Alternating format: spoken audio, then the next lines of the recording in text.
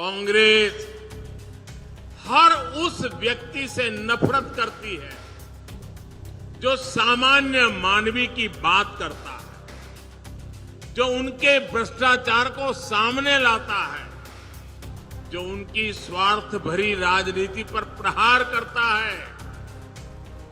कांग्रेस की नफरत उससे परमानेंट हो जाती है। अभी इस चुनाव में भी कांग्रेस ने फिर से मुझे गालियां देने का काम शुरू कर दिया है।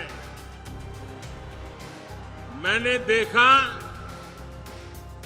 किसी ने उन गालियों की लिस्ट बनाई है और वो गालियों की लिस्ट मुझे दी है। अब तक मुझे ये कांग्रेस के लोगों ने 91 टाइम अलग अलग गालियां दी है। अरे कांग्रेस ने ये गालियों की डिक्शनरी में टाइम खराब करने के बजाय अगर इतनी मेहनत उन्होंने गुड गवर्नेंस के लिए की होती, कांग्रेस कार्यकर्ताओं का उत्साह बढ़ाने के लिए किया होता, तो आज कांग्रेस की ऐसी दुर्दशा न होती, ऐसी दयनीय स्थिति नहीं आती।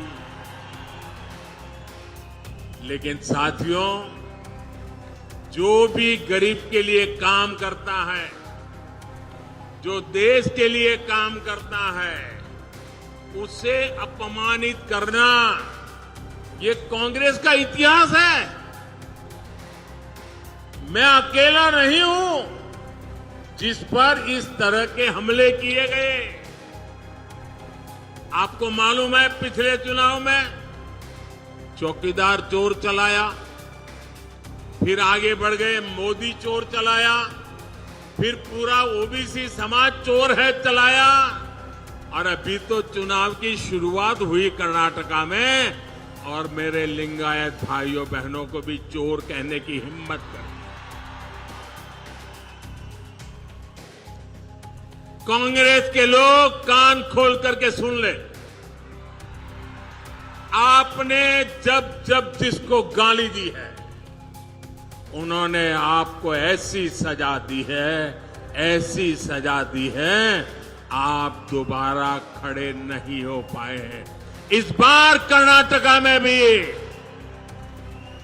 ये गाली का जवाब, इनके सम्मान पर जो चोट पहुंची है, उसका जवाब वोट से दिया जाएगा, वोट से दिया जाएगा। भाइयों बहनों, जब ये लोग मुझे गाली देते हैं, अब इतनी गालियां हो गई 91, और उनके टॉप मोस्ट नेता देते रहे, कोई ऐसे नहीं, छोटे मोटे कार्यकर्ता नहीं। और तब मैं सोचता हूं कि भाई ये कांग्रेस ऐसी पार्टी है, उसने तो संविधान निर्माता बाबा साहब आंबेडकर को भी ऐसी ऐसी गालियां दी थी, बाबा साहब को भी छोड़ा नहीं था।